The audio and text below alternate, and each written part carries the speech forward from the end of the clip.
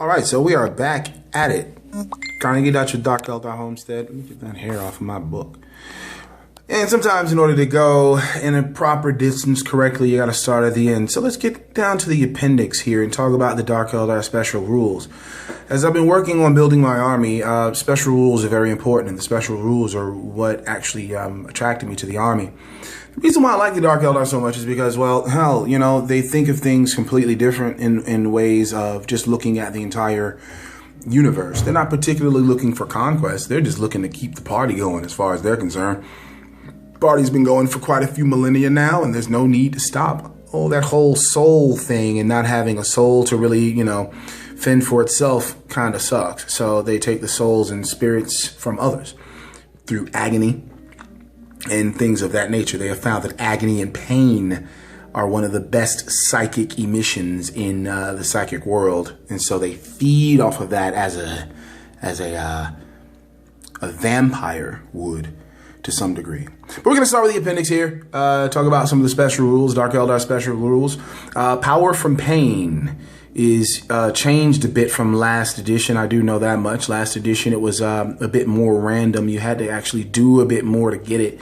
Now it's just all based on the turn. So at turn 1, you don't get anything. Turn 2, you get feel no pain, 6+. From then on, turn 3 on, you get feel no pain, just bottom line, 5+. You get Fury's Charge, which is always great, +1 to strength. And then you get Fearless. And as the game continues to get going, you get Rage, which is awesome. So the way I think I'm going to tailor my list, it may be like small units of warriors that may become equipped to go in and start chopping stuff up late game. I don't know. They come with combat drugs. Some units do, which is Reavers, Hellions, and the like. And I'll admit, like, the combat drugs certainly got a big change. I felt combat drugs were kind of hit or miss last game. They're a little hit or miss this year. I mean, not getting this year, but this edition. But a little bit more to your liking. Chances are you're going to get something worthwhile. Grave Lotus, is always a welcome sight. Hypex. Most of the units that have access to combat drugs already have a pretty legitimate initiative. +1 toughness, never can go wrong. Weapon skill is always great, and leadership, again, is always a welcome sight.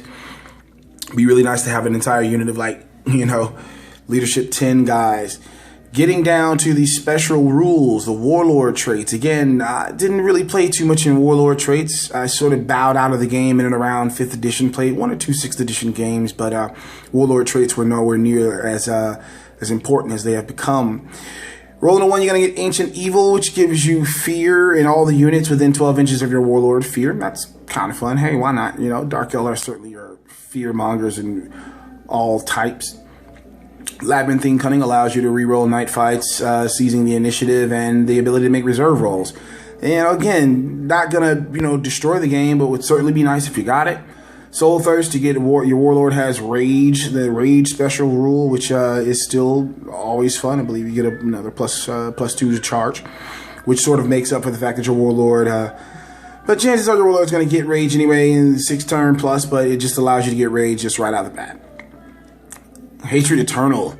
Hatred, special rule, which pretty much means you get to reroll all your attacks from first turn. I believe that's what it is. Yeah, Rage is +2 attacks on the first turn. This one allows you to reroll all attacks on the first turn. And since it doesn't specify, that means it's Rage everyone. Blood Dancer, +1 to weapon skill, characteristic. Again, these are all warlord traits, and most of your warlords won't have access to the combat drugs. This is mostly, for me, I feel more Archon fluff. Since your succubus will be able to have access to combat drugs, if I'm not mistaken. Towering Arrogance is fun. Dark Eldar faction leader, or anyone in your Dark Eldar faction, the warlord within 12 inches of the warlords have the Fearless special rule. So once again, allowing your warlord to just kind of be the sort of top dog and spread fear, degradation, and loathing. Yep, and that's pretty much the appendix, guys. Dark Eldar special rules. We're going to go back a bit and start doing list building from here on out. And these are just the basic rules. Of course, there are all kinds of different interesting and special rules throughout this codex, but we'll save those toward the end. Right now, we got some list building to do. See you in the next video.